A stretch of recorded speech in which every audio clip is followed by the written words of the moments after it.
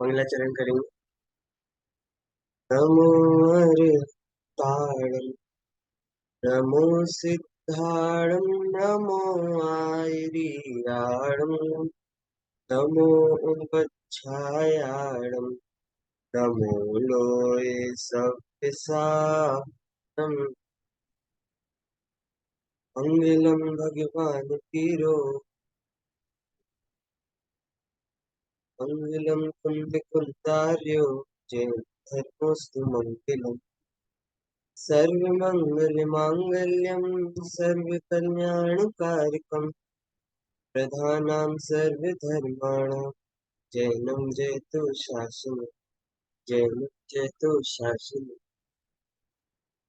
चलिए, एक सेकेंड। अपना आज नया पाठ प्रारंभ होने वाला है। पिछले पाठ में अपन ने जो ज्ञानी पंचम गुण स्थानवर्ती श्रावक है उसके जो 12 व्रत होते हैं उनके संबंध में चर्चा करी थी। 12 व्रत ज्ञानी श्रावक के ही होते हैं। अन्य कोई 12 व्रत पालना चाहे तो उसके वो व्रत सच्चे नहीं होते हैं। कि व्रत पालन में सम्यक दर्शन की विशेषता है। तो जब तक ज्ञानी नहीं हो रहे हैं तब तक व्रत का कोई नहीं है। इसलिए सम्यक दर्शन सहित ही जो व्रत पालन करते हैं उसी को सच्चे व्रत होते हैं। तो पंचम गुण स्थानवर्ती श्रावक जिनको 2 कषाय चौकड़ी का भाव रहता है उनको ऐसे 12 व्रत होते हैं। 5 अणुव्रत, 3 गुण व्रत और 4 शिक्षा व्रत। अब आज नया पाठ प्रारंभ करना है। पाठ का नाम है काल चक्र। और ये करणानियों विशेष का पाठ है ये। इसमें जो काल का प्रवाह होता है निरंतर, कैसे होता है, कहाँ होता है, कितना होता है, उसके संबंध में विशेष चर्चा करी है। सबसे पहले काल के बारे में विशेष बताया कि काल होता क्या है, मतलब कैसा होता है काल। काल की विशेषता बताई है। सबसे पहले बताया कि काल निरवधि है, उसकी कोई अवधि नहीं है। अवधि मतलब होता है सीमा। तो काल जो है उसकी कोई सीमा नहीं है, असीमित है, अमर्यादित है। उसकी कोई मर्यादा नहीं कर सकता। वो उसके ना कोई आदि है और उसका ना कोई अंत। इसलिए काल जो है वो अनादि अनंत है। उसका प्रवाह अनादि से है, मतलब उसका कोई प्रारंभ नहीं है। और अनंत तक रहेगा, मतलब उसका कोई अंत नहीं। ऐसा काल है। और आगे चक्र लगाया, इसका तात्पर्य ये है कि वो निरंतर चलता रहता है। उसके प्रवाह में कभी रोक नहीं आती। इसका प्रारंभ भी नहीं है और अंत भी नहीं है। जैसे कोई चक्र होता है या फिर कोई अपन किसी गाड़ी का वो चक्का देखें तो चलता जाएगा चलता जाएगा चलता जाएगा, ऐसे गोल चलता जाएगा। उसका कभी अंत नहीं है, कभी प्रारंभ नहीं। ऐसे ही काल चक्र है, निरंतर चलता रहता है। उसका ना कोई आदि है और ना कोई अंत है। तो ऐसा काल निरंतर घूमता रहता है, इसलिए समय को काल चक्र कहा जाता है। और काल चक्र अमर्यादित है, लेकिन उस जो निरंतर प्रवाह होता रहता है काल, उसको 6 भागों में बांटा गया है। 6 प्रकार के अलग अलग परिस्थितियां होती हैं उन समय में, उस हिसाब से इन 6 कालों को बांटा गया है। इसके संबंध में अभी अपन थोड़ी देर में आते हैं। थोड़ा सा पहले ये 6 काल होते कहाँ पे हैं और कैसे होते हैं उसके बारे में अपन चर्चा करते हैं। तो उसके बारे में अपन को ज्यादा ज्ञान होगा। देखिए ये जो सामने मैप है, एक सेकेंड शेयरिंग।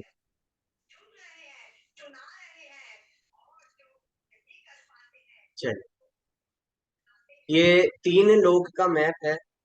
आप लोग सब परिचित होंगे इस मैप से, सबने देखा होगा। तो 3 लोक ये वह जगह है जो जहाँ पे अपन निवास करते हैं। एक सामान्य रूप में ले रहे हैं अपन, मतलब सारे जीव आदि द्रव्य। देखिए 6 द्रव्य होते हैं: जीव, उद्गल, धर्म, अधर्म, आकाश और काल।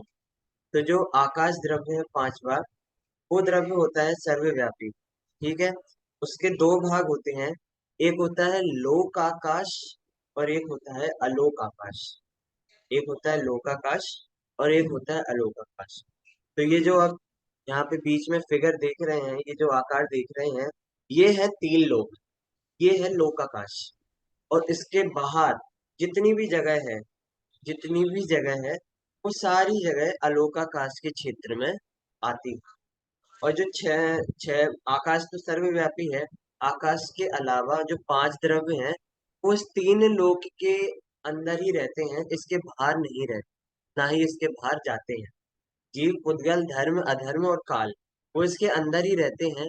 इसलिए इस क्षेत्र का नाम है लोकाकाश। छह द्रव्य यही वास करते हैं। इसके बाहर सिर्फ आकाश द्रव्य है, उसके अलावा और कोई द्रव्य इसके बाहर नहीं जाता। अब देखिए, काल चक्र कहाँ होता है और कैसा होता है, ये पहले समझना जरूरी है, फिर अपन काल चक्र के बारे में विशेष समझेंगे। ये तीन लोक है। इसमें जो ऊपर का पार्ट है, जो पिंक कलर में है, ये है ऊर्ध्व लोक। ये है ऊर्ध्व लोक। और जो नीचे का पार्ट है, जो ब्लू कलर में है, ये है अधोलोक। ऊपर का ऊर्ध्वलोक, नीचे का अधोलोक। और इसमें जो बीच में ये क्यूबॉइड का शेप बना है, बीच में एक नाली सी जा रही है, इसको बोलते हैं त्रसनाड़ी। त्रसनाड़ी। तो यहाँ पे सारे त्रस जीव इसके अंदर ही रहते हैं। जो ये बीच में फिगर आप देख रहे हो, त्रसनाड़ी, ये पूरी लंबी है और चौड़ी और ऐसी है। इसमें सारे त्रस जीव रहते हैं। अब देखिए, हमारे जैसे अपन लोक में लंबाई चौड़ाई नापने के लिए किलोमीटर का सहारा लेते हैं, फिर मील का सहारा लेते हैं, ये नापने के यंत्र हैं।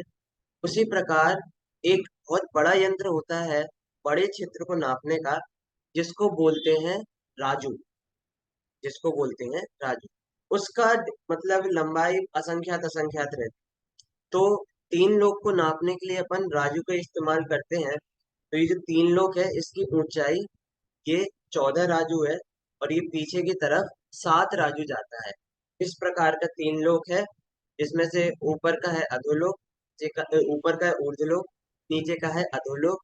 और ये जो बीच में अलग से येलो कलर की ये नाली टाइप दिख रही है, ये होती है तृष्णाड़ी। सारे समस्त त्रसजीव इसके अंदर ही वास करते हैं। इसके बाहर सिर्फ स्थावर जीव ही रहते हैं। त्रसजीव सारे इसके अंदर ही रहते बट राजू खुद कितना बड़ा होता है? हैं। राजू को नापना, राजू को देखो अपन ऐसे जैसे किलोमीटर है वैसे नहीं नाप सकते। राजू को उपमा से नापा जाता है, और फिर वो उसका कुछ कैलकुलेशन नहीं रहता है। वो इसी बात को दिखाने की बहुत लंबा है। अभी नहीं, उसको, लंबा है तो चलो यही मान लें, यहाँ से सूरज तक की दूरी कितने राजू है, या यहाँ से चांद तक की दूरी नहीं, कितने राजू, सूरज थोड़ा सूरज आइडिया। यही सूरज तक की दूरी तो नाप सकते हैं। और हाँ। सूरज तक की दूरी शास्त्रों में दी गई है, मतलब जमीन से लेके ऊंचाई में देखें तो सूरज लगभग कुछ 800 योजन करीब ऊंचा है। और एक योजन 2000 कोश का रहता है। और एक कोश लगभग 3 या 4 किलोमीटर ऐसा रहता है। तो इस हिसाब से अपन सूरज तक की तो नाप सकते हैं लंबाई।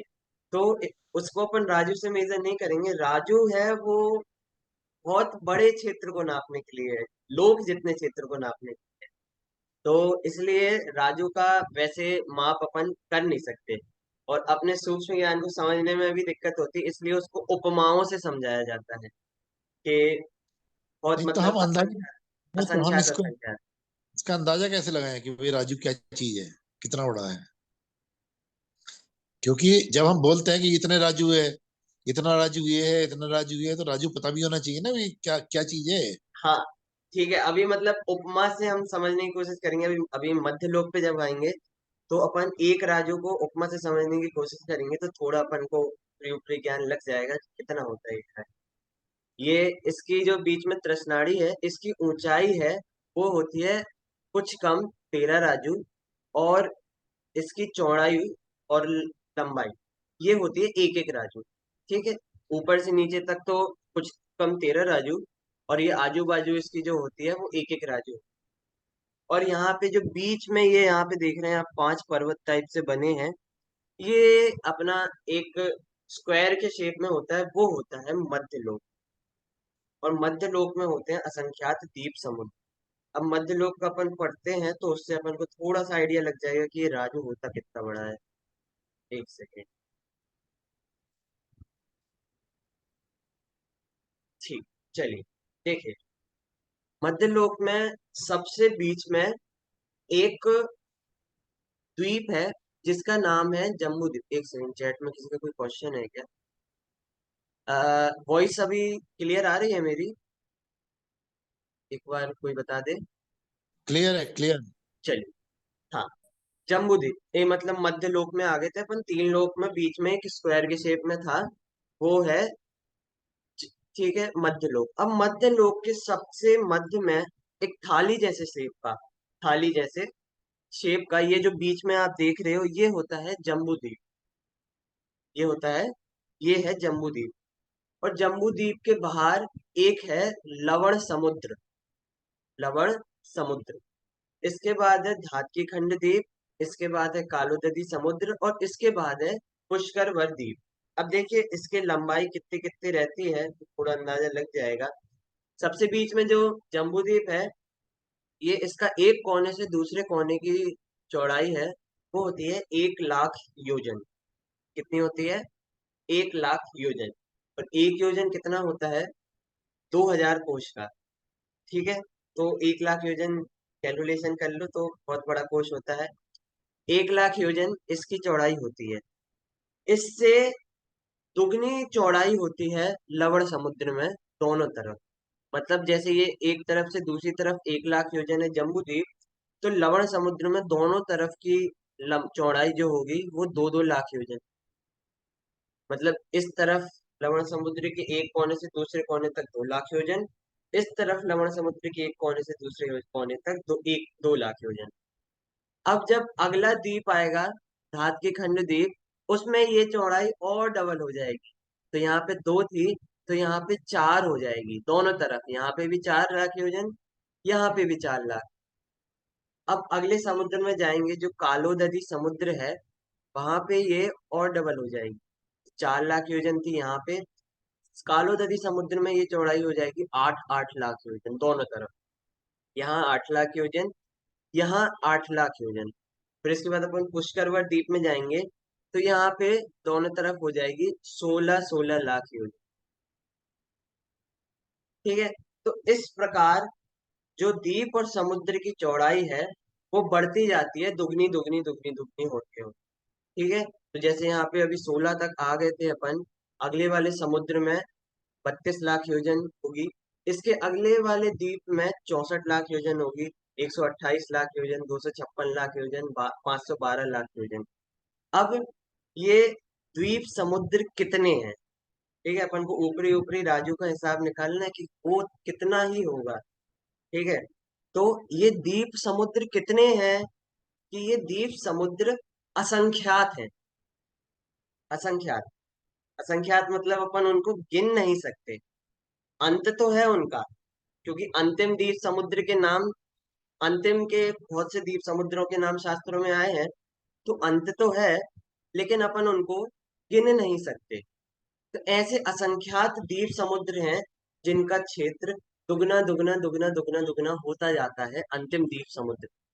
अंतिम समुद्र का नाम स्वयंभू रमण समुद्र है, और उसके पहले जो द्वीप है उसका नाम स्वयंभू रमण द्वीप है। तो ये ऐसे दुगने दुगने दुगने असंख्यात बार दुगने होते होते ये अंतिम समुद्र तक जाते हैं। तो इससे विचार कर सकते हैं कि दो दो दो दो दो ऐसे दुगने दुगने होके असंख्यात बार तक जहां दुगने हो जाएं, वहां तक है, वो होगा एक राजू। ठीक है, एक राजू की बस बात चल रही है, क्योंकि मध्य लोक का विस्तार एक राजू है, तो एक राजू की बात चल रही है। तो ऐसे दुगने होते होते होते वो जहाँ असंख्यात भी द्वीप समुद्र तक पहुंच जाता है, तो वो होता है एक राजू का विस्तार।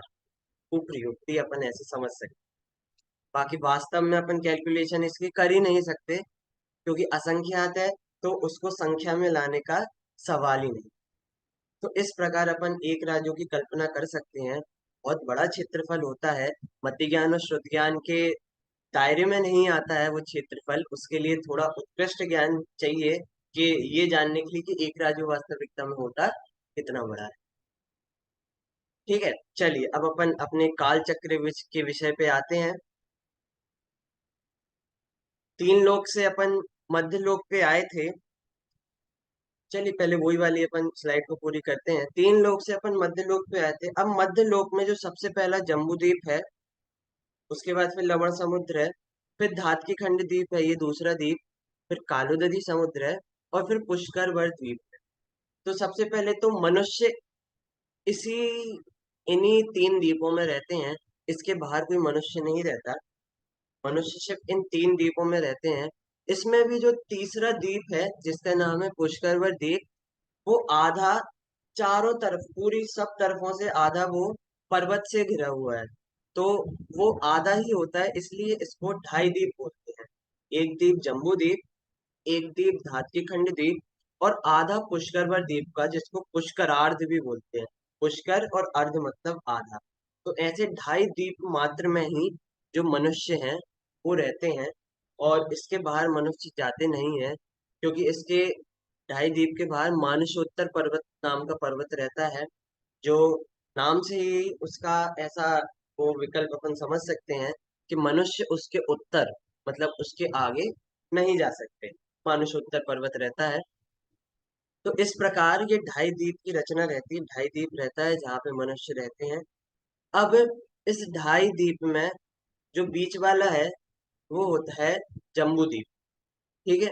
जम्बू द्वीप का जैसा अपन रचना पढ़ेंगे, उससे दुगनी रचना ही धात्रीखंड द्वीप में है, और वैसे ही दुगनी रचना ही पुष्करवर द्वीप में है। तो इसकी समझ लेंगे तो बाकी दोनों समझ में आ जाएगी। जम्बू द्वीप में 7 क्षेत्र हैं।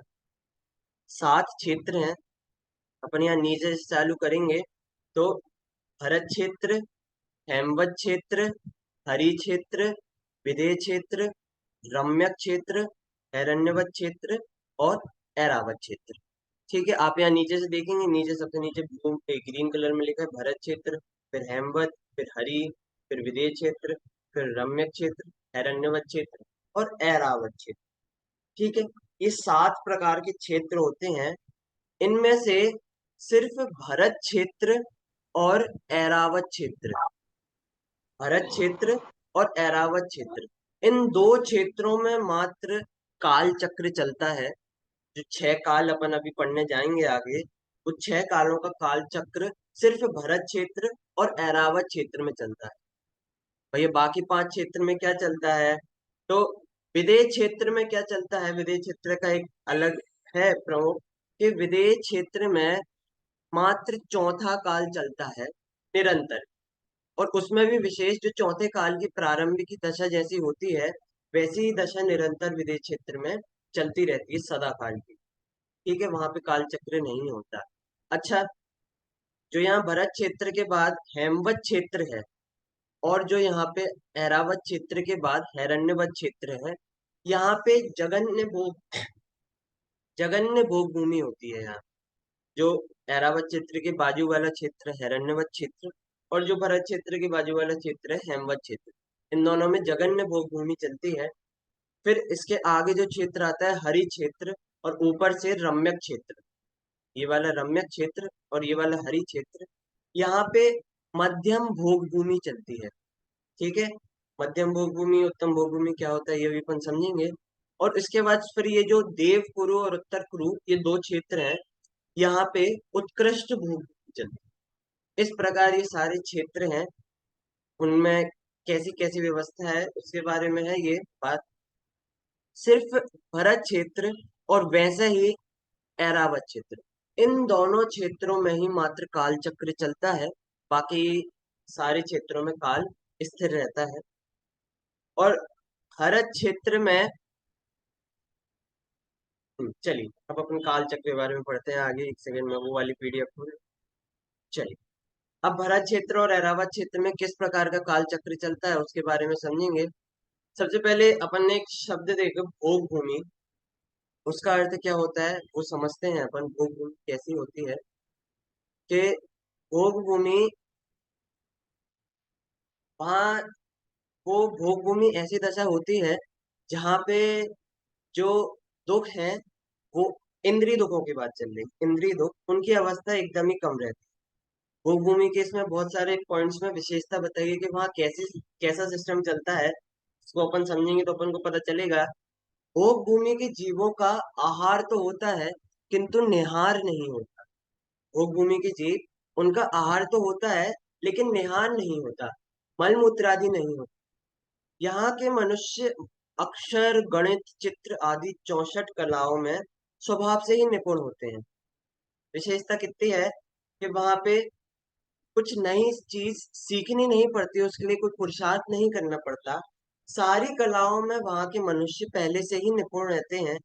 कुछ अलग से हार्ड वर्क वगैरह नहीं करना पड़ता कोई कला को हासिल करने के लिए, ऐसी व्यवस्था रहती है वहां। और वहां पे विकलेंद्रीय और असंगी पंचेंद्रीय जीव नहीं होते। विकलेंद्रीय कौन? कि दो तीन चार इंद्रिय वाले जीव, जैसे चींटी, मच्छर, ये भौरा आदि, ये विकलेंद्रीय होते हैं। और असंगी पंचेंद्रिय मतलब जिनकी जिनके पास मन नहीं होता है। तो ऐसे जीव वहां पे होते ही नहीं है वो। तो इससे विचार करो कि रात रात में यदि वो निद्रा आदि के लेने जा रहे हो, कुछ कर रहे हो, तो उनको कोई परेशान भी नहीं करेगा, विकलेंद्रीय, क्योंकि होते ही नहीं है वहां पे। दिन रात का भेद नहीं होता वहां पे। दिन रात का भेद नहीं होता एवं शीत गर्मी की वेदना भी नहीं होती। वहां ठंड नहीं लगती उनको, वहां पे उनको गर्मी भी नहीं लगती। वहां का दृश्य भी बहुत बढ़िया होता है। सुंदर सुंदर नदियां, कमलों से भरी वापिकाएं, रत्नों से भरी पृथ्वी एवं कोमल घास होती है। वहां के मनुष्य एवं त्रियंचों को वज्र वृषभ नारद संघनन एवं सम चतुरस्त्र संस्थान होता है। वज्र वृषभ नारद सेनन मतलब शरीर के अंदर का जितना भी पार्ट वगैरह होते हैं, उनके हड्डी आदि, वो सब वज्र की होती है, एकदम मजबूत, उत्कृष्ट होती हैं, सबसे उत्कृष्ट। और समचतुरस्त्र संस्थान मतलब, संस्थान मतलब होता है आकृति, उनका जो शरीर है बाहर, बाहरी शरीर, उसकी जो आकृति होती है वो समचतुरस्त्र होती है। मतलब एकदम परफेक्ट होती है ऊपर से नीचे तक। कुछ किसी जीव को ऐसे देखने में आता है कि उनके हाथ बहुत बड़े हैं, अथवा पैर बहुत बड़े हैं, अथवा चेहरा बहुत बड़ा है, तो उनकी वैसी आकृति नहीं होती, बल्कि उनकी आकृति एकदम ऊपर से नीचे तक निरंतर समान रहती है, इसलिए उनको समचतुरस्र संस्थान होता है। उनके यहाँ जन्म कैसा होता है कि युगल संतान का जन्म होता है, एवं इनके जन्म होते ही पिता को छींक आने से एवं माँ को जमाई आने से मरण हो जाता है। वहां पे कोई बीमारी इत्यादि नहीं होती है। मतलब ऐसा कोई सिस्टम ही नहीं है कि उनको दुख, कष्ट इत्यादि पहुंचे, इंद्रिय दुख हो। वहां पे युगल संतान होते हैं और दोनों का एक साथ जन्म होता है, और एक साथ दोनों, और जो दोनों हैं उनका अपनी आयु के बाद एक साथ मरण भी हो जाता है। और मरण भी कैसा होता है, ऐसा नहीं कि कुछ बीमारी इत्यादि हो गई, कुछ एक्सीडेंट आदि हो गए, नहीं। जो पिता है उनको छींक आती है, उनका उससे मरण हो जाता है। एवं जो माँ है उनको जमाई आती है, उससे उनका मरण हो जाता है। कोई विशेष इंद्रिय दुख नाम की व्यवस्था नहीं रहती वहां। मृत्यु के बाद इनका शरीर कपूरवत उड़ जाता है। इनका शरीर जो है वो मृत्यु के बाद कपूरवत उड़ जाता है। अलग से संस्कार इत्यादि करने की आवश्यकता नहीं है। और जो युगल एक साथ पैदा होते हैं वो ही पति पत्नी के रूप में रहते हैं, और वो आपस में एक दूसरे को आर्य और आर्या कहकर पुकारते हैं। वहां पे नपुंसक वेद भी नहीं होता, सिर्फ स्त्री तथा पुरुष वेद होते हैं। इन्हें जो भोग उपभोग की जितने का सामग्री है मिलती है, वो सब कल्प वृक्षों से मिलती है। भोग भूमि में कल्प वृक्ष रहते हैं, जिनसे सारी भोग उपभोग की समस्त सामग्रियां मिल जाती है। अच्छा, वहां पे मनुष्य हैं, उनमें बल कितना होता है कि 9,000 हाथियों के बराबर बल पाया जाता है वहां पे। बहुत बल होता है, लेकिन बल इतना है, कछाए उतनी ही कम रहती है। जितना बल ज्यादा रहता है, कषाय उनको उतनी ही कम रहती है। इस प्रकार समस्त इंद्रिय सुख के साधन रहते हैं भोग भूमि में, वहां की ऐसी व्यवस्था रहती है। तो अपन ने अभी देखे थे, तो 7 में से 6 जगह भोग, मतलब 4 क्षेत्रों में तो भोग भूमि है, और देवकुरु और उत्तर कुरु में भोग भूमि रहती है। बाकी विदेह क्षेत्र में निरंतर चौथा काल चलता रहता है। चौथा काल कौन सा है? चौथा काल दुखमा सुखमा वाला काल है। तो वहां पे निरंतर वही काल चलता रहता है। और भरत क्षेत्र और ऐरावत क्षेत्र, मात्र इन दो क्षेत्रों में ही, भरत क्षेत्र और ऐरावत क्षेत्र, मात्र इन दो क्षेत्रों में ही जो 6 काल हैं वो चलते रहते हैं। अब ये 6 काल कौन से होते हैं? कि पहला काल होता है सुखमा सुखमा, दूसरा होता है सुखमा, तीसरा होता है सुखमा दुखमा, चौथा होता है दुखमा सुखमा, पांचवा होता है दुखमा, और छठवां जो अंतिम काल होता है वो होता है दुक्मा दुख। अभी करेंटली पांचवा काल चल रहा है, दुक्मा का ये काल। तीसरे और चौथे काल में क्या फर्क है? देखिए, ये जो सुकमा सुकमा काल है ये होता है उत्तम भोग की। नहीं नहीं, तो तीसरे और चौथे की बात कर रहा मैं। हाँ इसमें सिर्फ दुख और सुख आगे पीछे कर दिए, हाँ हाँ, उससे क्या फर्क पड़ गया? ये तीसरे काल में सुकमा दुकमा रहता है, ये जगन्य भोग भूमि का काल रहता है। इसमें प्रारंभ से अंत तक सुख से दुख दुख की तरफ बढ़ते जाते हैं। ठीक है, दुख मतलब बढ़ता जाता है, सुख कम होता जाता है, और अंत तक कल्प वृक्ष भी गायब होने लगते हैं, क्योंकि भोग भूमि का काल खत्म होने वाला रहता है। ये दुखमा सुखमा का काल है, ये कर्म भूमि का काल है। मतलब तो इस काल में मोक्ष भी जाते हैं, इस काल इसमें में दुख ही मोक्ष जाते हैं, चौथा काल है जो। इसमें इसमें दुख से सुख की तरफ जाते हैं। हाँ, इसमें दुख दुख धीरे धीरे बढ़ता जाता है, इसलिए नहीं इसका नहीं नाम इस तरफ से दुखमा सुखमा है। नहीं नहीं क्योंकि नहीं नहीं, नहीं, नहीं, देखो तो तीसरे में सुख दुख में है, हाँ हाँ, मतलब सुख से दुख की तरफ जा रहे हैं। हम्म। तो चौथे में तो दुख से और ज्यादा दुख की तरफ जा रहे हैं ना हम। हाँ नहीं, नाम उस हिसाब से नहीं रखा है, नाम प्रमुखता के हिसाब से रखा है कि यहाँ पे सुकमा दुखमा ऐसा लिखा है, तो मतलब सुख की प्रमुखता रहेगी, लेकिन दुख भी रहेगा। लेकिन यहाँ पे दुखमा सुखमा है कि दुख की प्रमुखता रहेगी, लेकिन सुखमा मतलब सुख के साधन भी रहेंगे, सुख के अवसर भी रहेंगे। क्योंकि चतुर्थ काल मात्र ऐसा काल है जहाँ से मुक्ति की प्राप्ति होती है, और सारे महापुरुष जितने भी अपने होते हैं वो चतुर्थ काल में ही होते हैं, इसलिए उसकी प्रमुखता से यहाँ पे दुखमा सुखमा ऐसा कहा है। ठीक है। अब देखिए, ये छह काल हैं, छह काल पहले बढ़ते हुए जाते हैं, फिर उसी क्रम में घटते हुए आते हैं। जैसे जैसे एक अपन गोल चक्कर लें, तो पहले ऐसे जाएगा, फिर ऐसे आएगा। तो अपन इसको 12 भाग में बांट सकते हैं कि पहले सुकमा सुकमा, सुकमा, सुकमा दुकमा, दुकमा सुकमा, दुकमा और दुकमा छठवें काल तक जा रहा है, फिर वापस दुकमा दुकमा से चालू होके पहले काल तक वापस आएगा। तो इस हिसाब से जो काल है उसको दो तरीके से बांटा गया है। एक होता है अपसर्पणी, और एक होता है उत्सर्पणी।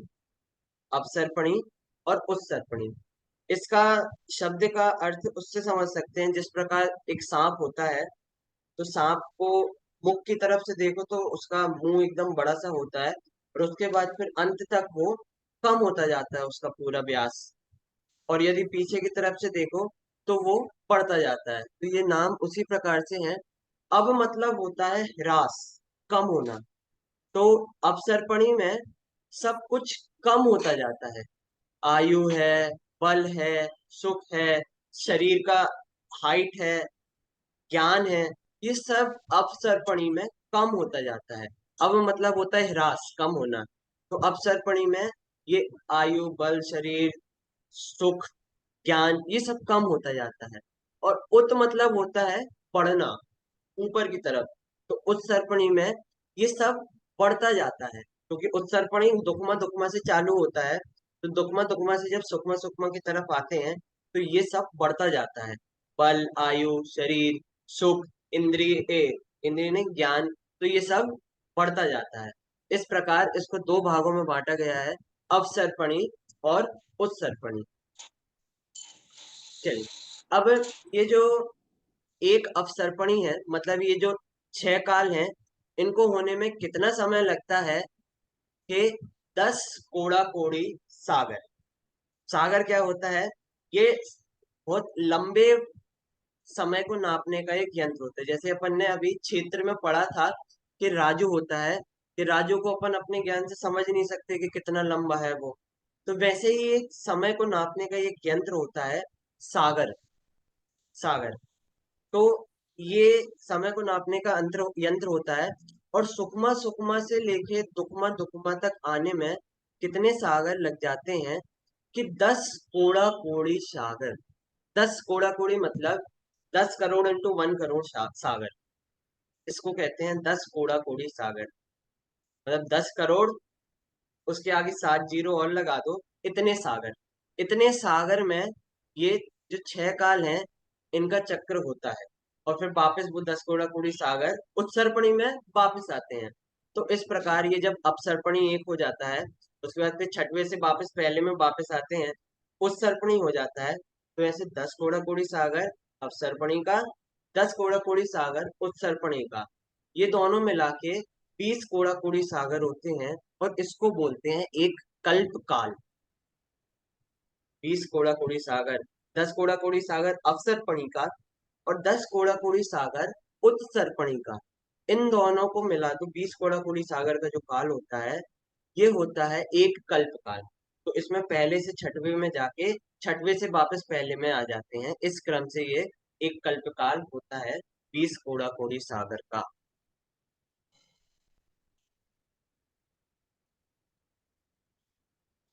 ठीक है, षटकाल परिवर्तन मात्र भरत एवं ऐरावत क्षेत्र में होता है।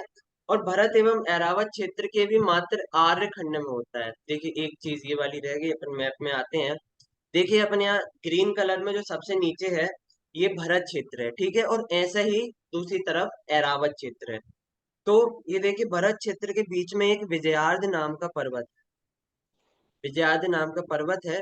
और उसके दोनों तरफ यहाँ से एक गंगा नदी बहती है और एक सिंधु सिंधु नदी बहती है। तो ये दो नदियां और बीच में एक पर्वत भरत क्षेत्र को 6 खंडों में बांट देता है। ठीक है, ये देखिए यहाँ पे आप यहाँ स्क्रीन में दिख रहा होगा, यहाँ बीच में एक विजयात पर्वत है क्षेत्र के, और दोनों तरफ से ये दो नदियां बह रही हैं। तो इससे जो भरत क्षेत्र है वो 6 खंडों में बांट बट गया है। तो इसमें जो सबसे नीचे वाला खंड है बीच में, ये होता है आर्य खंड, जहाँ पे 24 तीर्थंकर होते हैं, जहाँ सारे चक्रवर्ती होते हैं। और ये जो इसके दोनों तरफ और ऊपर तीन है, ये तीन होते हैं मलेच्छ खंड। यहाँ पे 24 तीर्थंकर इत्यादि नहीं होते हैं। लेकिन आपने सुना होगा जब चक्रवर्ती है वो 6 खंडों की विजय करने जाता है, तो वो 6 खंड कौन से हैं? कि वो 6 खंड यही हैं, एक भरत क्षेत्र और 5 मिलेच्छ खंड।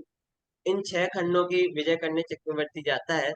तो इन 6 खंडों में से ये जो आर्य खंड है, मात्र इसमें ही जो है काल परिवर्तन होता है, बाकी सब में काल स्थिर रहता है। ऐसे ही अरावत क्षेत्र में मात्र ये जो आर्य खंड है, उसमें ही काल परिवर्तन होता है, बाकी सब में काल स्थिर रहता है। ये बात अपनी रह गई थी। चलिए, इस प्रकार ये जो काल परिवर्तन है ऐसा चलता है। अब इसमें जो पहला काल है सुकमा सुकमा काल, इसमें रहती है पह, पहले दूसरे तीनों कालों में भोग भूमि रहती है। ठीक है, उसके बाद फिर कर्म भूमि चालू होती है। तो तीनों काल में भोग भूमि रहती है, तो कैसी कैसी रहती है? जो सुकमा सुकमा काल है, इस यहाँ पे उत्कृष्ट भोग भूमि रहती है। सुकमा सुकमा काल में उत्कृष्ट भोग भूमि रहती है।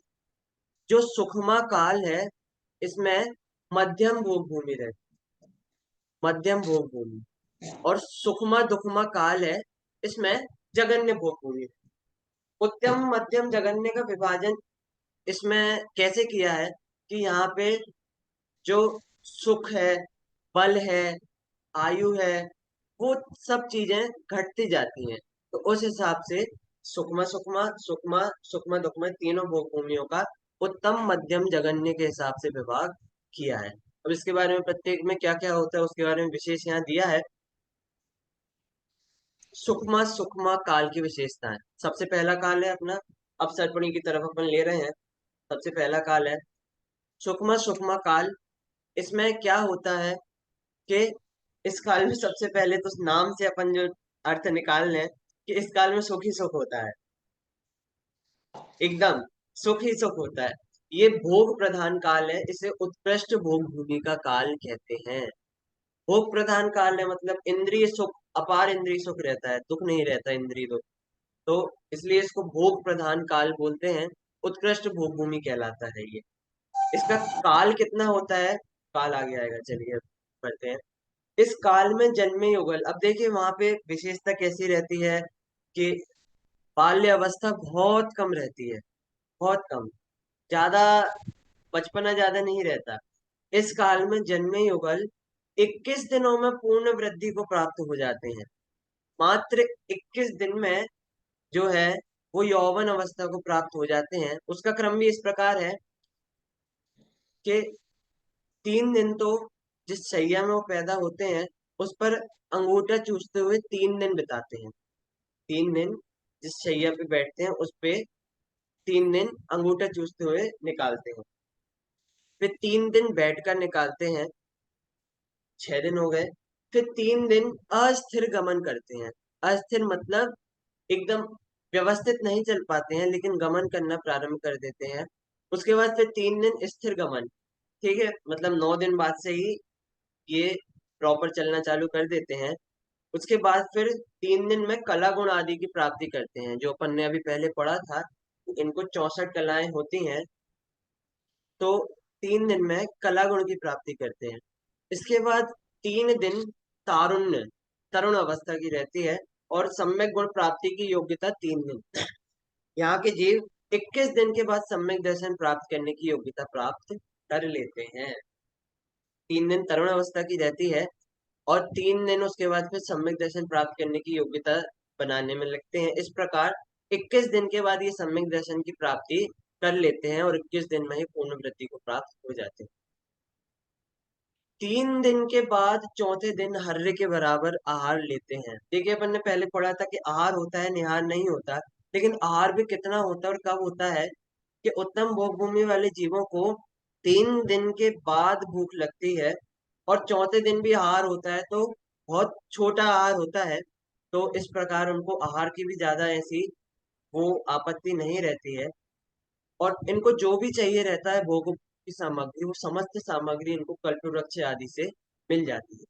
इस काल के प्रारंभ में मनुष्यों की ऊंचाई 6,000 धनुष एवं आयु 3 पल्ले की होती है, एवं अंत में घटते घटते 4,000 धनुष एवं आयु 2 पल्ले रह जाती है। एक पल्ले में असंख्यात वर्ष होते हैं, और 6,000 धनुष को अपन ऐसे समझ सकते हैं, जो एक धनुष होता है वो 4 हाथ का होता है। 4 हाथ का एक धनुष होता है। तो ऐसे 6,000 धनुष की जो ऊंचाई रहती है, वो पहले काल, जो सुकमा सुकमा काल है उसके प्रारंभ में रहती है। और जैसे जैसे काल आगे बढ़ता है, अपन ने देखा अवसर्पणी में ही घटती जाती हैं चीजें। तो उनकी हाइट घटते घटते काल के अंत तक 4,000 धनुष तक पहुंच जाती है, और उनकी जो आयु है वो भी 3 पल्ले से 2 पल्ले तक पहुंच जाती है। ये काल कितना बड़ा होता है, अभी अपन ने एक अवसर्पणी पूरे 6 काल का काल देखा था, वो था 10 कोड़ा कोड़ी सागर। तो इसमें 10 कोड़ा कोड़ी सागर में से जो 4 कोड़ा कोड़ी सागर हैं, वो तो इस प्रथम काल में ही निकल जाते। और विशेषता इसमें जो शरीर का वर्ण होता है, वो स्वर्ण के समान होता है और वैसे ही चमकता है। जो पहले काल में जन्मे जीव हैं, उत्तम भोग भूमि में जन्मे जीव हैं सुकमा सुकमा काल के, उनका शरीर का जो वर्ण होता है वो स्वर्ण के समान होता है, एकदम चमकता हुआ, तप्तायमान स्वर्ण के समान। इस प्रकार जो सुकमा सुकमा काल है, सुख ही सुख है वहां पे, मतलब भोग प्रधान काल है एकदम। और ऐसा नहीं वहां हर कोई जन्म लेता हो, बहुत पुण्यशाली जीव वहां पे जन्म लेते हैं। तो हर किसी के लिए वैसी व्यवस्था नहीं है, अति पुण्य चाहिए वहां पे जन्म लेने के लिए। इस प्रकार सुकमा सुकमा काल की विशेषता होती है। पहला काल है ये सुकमा सुकमा काल। इसके बाद दूसरा काल है, वो है सुकमा काल। ठीक है, सुकमा सुकमा दो सुख थे, तो इसमें अब एक सुकमा, ऐसा मतलब इससे समझ सकते हैं कि सुख कम हो गया है। तो प्रथम काल की अपेक्षा सुख में हीनता होती जाती है, और इसे मध्यम भोग भूमि का काल कहा जाता है। प्रथम काल जो है वो उत्तम भोग भूमि का काल है, जो दूसरा काल है ये मध्यम भोग भूमि का काल कहा जाता है। इस काल में जन्मे युगल 35 दिनों में पूर्ण वृद्धि को प्राप्त हो जाते हैं। पिछले जो प्रथम काल के जीव हैं उनको 21 दिन लग रहे थे। ये जो दूसरे काल के जीव हैं 35 दिन में पूर्ण वृद्धि को प्राप्त हो जाते हैं। अपन ने पिछले में देखा था वो हर कार्य 3 3 दिन में कर रहे थे। यहाँ पे जो दूसरे काल के जीव है वो उन कार्यों को 5 5 दिन में करते हैं। 5 दिन अंगूठा चूसना, फिर 5 दिन बैठना, फिर 5 दिन अस्थिर गमन, फिर 5 दिन स्थिर गमन, उसके बाद फिर 5 दिन तरुण अवस्था, और उसके बाद फिर 5 दिन में सम्यक दर्शन प्राप्त करने की योग्यता। तो इस प्रकार 5 5 दिन में वो करते हैं, तो सातों चीजें 5 दिन में करते हैं, तो 35 दिन में उनकी पूर्ण वृद्धि हो जाती है। अच्छा, पहले काल में जब अपन देख रहे थे तो उनको भूख 3 दिन बाद लग रही थी, और हर्रे मतलब हर्रे बहुत छोटा वो होता है दाना, तो उसके समान उनको भूख लग रही थी, उतनी भूख लग रही थी। भूख भी कम लग रही थी और 3 दिन बाद भी लग रही थी। लेकिन अब ये इसमें ह्रास हो गया, मतलब ये इसकी कमी हो गई। दूसरे काल में जो भूख है वो तीसरे ही दिन लग जाती है। 3 दिन के बाद चौथे दिन लग रही थी पहले काल में, दूसरे काल में 3 दिन के बाद ही 2 दिन के बाद तीसरे दिन ही भूख लग जाती है। और जो आहार लेते हैं वो थोड़ा सा ज्यादा लेते हैं, भैड़ा के समान। भैड़ा एक इतना वो होता है, थोड़ा सा बड़ा होता है, हर से बड़ा होता है, तो उसके समान आहार लेते हैं ये दूसरे काल में। अच्छा, इस काल में प्रारंभ में मनुष्यों की ऊंचाई 4,000 धनुष होती है, जो पहले काल के अंत में है, उसके बाद ये चालू होता है। तो प्रारंभ में 4,000 धनुष ऊंचाई और 2 पल्ले की आयु होती है। ये लास्ट में घटते घटते ऊंचाई 2,000 धनुष तक आ जाती है। 2,000 धनुष और 1 पल्ले की आयु रह जाती है। 2 पल्ले से चालू हुई थी, गिरते गिरते 1 पल्ले पे आ जाती है इस साल के अंत तक। और ऊंचाई 4,000 धनुष से 2,000 धनुष तक गिर के आ जाती है। अच्छा, पहले काल का काल था 4 कोड़ा कोड़ी सागर, 10 में से। इसका काल है 3 कोड़ा कोड़ी सागर। ठीक है, 4 और 3 7 कोड़ा कोड़ी सागर, तो यहीं तक हो गए दूसरे काल। इसमें शरीर का वर्ण है वो पूर्ण चंद्रवत श्वेत रंग के समान रहता है, एकदम सफेद वर्ण के रहते हैं इसमें सारे जीव। तो इस प्रकार ये जो द्वितीय काल है, इसकी व्यवस्था रहती है। द्वितीय काल में प्रत्येक चीज अपन ने जो देखी वो ह्रास हुई है। अपन इस जीवों की ऊंचाई देखें, हम जीवों की आयु देखें, उनको पूर्ण वृद्धि में पहुंचने में जो समय लग रहा है वो भी ज्यादा लग रहा है। भूख जल्दी लग रही है और भूख ज्यादा लग रही है। इस प्रकार प्रत्येक चीजों का ह्रास होता है दूसरे काल में पहले काल की अपेक्षा। और दूसरे काल का काल भी पहले काल से कम है। पहले काल का काल है 4 कोड़ा कोड़ी सागर, दूसरे काल का काल है 3 कोड़ा कोड़ी सागर। इस प्रकार ये सब चीजें कम होती जाती है। इसके बाद तीसरा काल आता है। तीसरे काल को और पढ़ते हैं फिर अपन, समय भी हो रहा है। तीसरे काल में क्या होता है कि द्वितीय काल की अपेक्षा सुख में और हीनता होती है, इसलिए इसको जगन्य भोगभूमि कहते हैं। इस काल में जो जन्म युगल है वो 49 दिनों में पूर्ण वृद्धि को प्राप्त होते हैं। पहले काल में 21 दिन लग रहे थे, दूसरे काल में 35 दिन लग रहे थे, तीसरे काल में 49 दिन लगते हैं। 49 दिनों में, मतलब हर कार्य ये 5 की जगह अब 7 7 दिनों में करते हैं। सबसे पहले 7 दिन अंगूठा चूसने में, फिर 7 दिन बैठने में, फिर 7 दिन अस्थिर गमन, फिर 7 दिन स्थिर गमन, फिर 7 दिन में सारी कलाएं प्राप्त करना, फिर 7 दिन में तरुण अवस्था, और फिर 7 दिन में सम्यक दर्शन की योग्य। इस प्रकार 49 दिनों में पूर्ण वृद्धि को प्राप्त होते हैं। 35 दिनों से ज्यादा लग रहा है। फिर पिछले में 2 दिन के बाद तीसरे दिन भूख लग रही थी, इसमें अब 1 दिन के बाद दूसरे दिन ही भूख लगने लगती है। और इसमें अब बहेड़ा होता है, उससे बड़ा होता है आंवला। तो आंवले के समान इतना आहार लेते हैं, तो इसमें अब भूख भी ज्यादा लगने लगी और जल्दी भी लगी। अच्छा, इसमें जब काल प्रारंभ होता है तो इसकी इसमें जो जीव है उनकी ऊंचाई 2,000 धनुष और 1 पल्ली की आयु रहती है, दूसरे काल के अंत के जैसे। लेकिन ये गिरते गिरते अंत में घटते घटते ऊंचाई आ जाती है 500 धनुष, और आयु रह जाती है 1 कोटि पूर्व। 1 कोटि पूर्व मतलब 1 करोड़ पूर्व की आयु रह जाती है। ठीक है, इस प्रकार ये इनकी जो आयु है वो और भी कम होती जाती है। अच्छा, इसका काल है 2 कोड़ा कोड़ी सागर। प्रथम काल था 4 कोड़ा कोड़ी सागर, द्वितीय काल था 3 कोड़ा कोड़ी सागर, और यह है 2 कोड़ा कोड़ी सागर। तो इस प्रकार जो प्रथम के 3 काल है, उसी में 9 कोड़ा कोड़ी सागर का समय तो निकल गया। अब बाकी 3 काल के लिए सिर्फ 1 कोड़ा कोड़ी सागर का समय समय बचता है। तो यह काल 2 कोड़ा कोड़ी सागर का होता है। और इसमें शरीर का जो वर्ण होता है वो नीला होता है, नीले रंग के समान नील वर्णी होते हैं इसमें जीव। अच्छा, कुछ कम पल्ले का 8वां भाग शेष रहने पर कुलकरों का जन्म प्रारंभ हो जाता है। वे भोग भूमि के समापन से आक्रांत मनुष्यों को जीवन जीने की कला का उपाय बताते हैं। इन्हें मनु भी कहते हैं। अंतिम कुलकर से प्रथम तीर्थंकर की उत्पत्ति होती है। अब देखिए ये विशेषता रहती है, क्या है, तीसरे काल में भोग भूमि का अंत होता है। तीसरे काल के बाद फिर भोग भूमि नहीं रहेगी। भोग भूमि नहीं रहेगी तो कल्प वृक्ष नहीं रहेंगे, और कल्प वृक्ष नहीं रहेंगे तो मनुष्यों को अपनी व्यवस्था स्वयं से करनी रहेगी। तो मनुष्यों को ये चीज तो आती ही नहीं है कि स्वयं की व्यवस्था स्वयं से कैसे करें। तो ये चतुर्थ काल के अंत में 14 कुलकर होते हैं। 14 कुलकर होते हैं, कुल को करने वाले। तो ये 14 कुलकर होते हैं, ये ही उन मनुष्यों को अलग अलग कलाएं सिखाते हैं ताकि वो खुद का जीवन व्यापन कर सकें।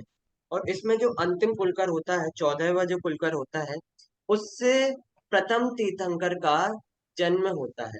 तीसरे काल में जब भूमि का समापन होता है, 14 कुलकर होते हैं।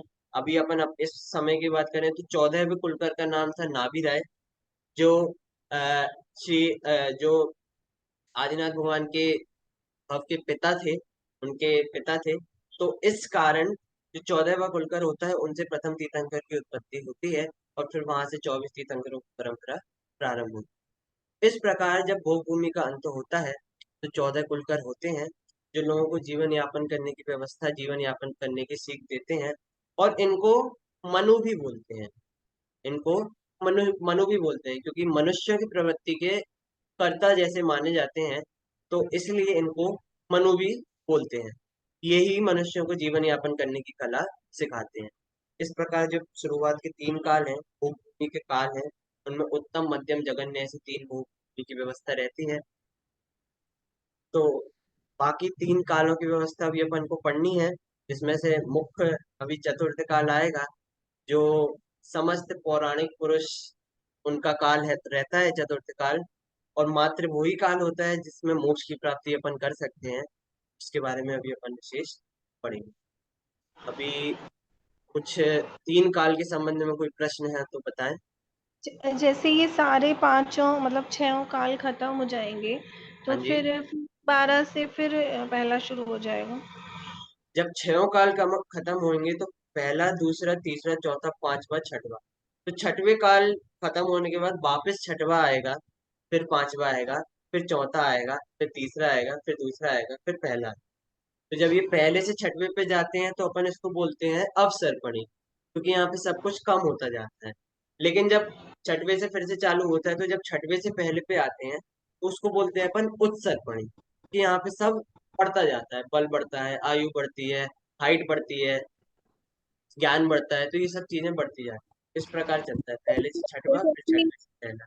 अभी ये 24 तीर्थंकर हैं, तो जब दोबारा रिसाइकिल होगा तो दूसरे तीर्थंकर हो जाते हैं ना। हाँ, फिर जब वो छठवे से वापस आएंगे, तो छठवा, पांचवा, फिर जब चौथा काल आएगा, तो चौथे में 24 तीर्थंकर अलग होंगे। हमारे पास अभी भविष्य में होने वाले 24 तीर्थंकरों के नाम भी हैं, शास्त्रों में आए हैं। तो वो उसी समय होंगे, उस सरपणी में, जब वो वाला काल आएगा, तब 24 तीर्थंकर। चलिए, जिनवाणी स्थिति करते हैं हम। निज निधि निज में बताई, यह अनंत उपकार है, इसके लिए जिन वाणी माँ को नाशत बार, इसके लिए जिन वाणी माँ नाशत बार।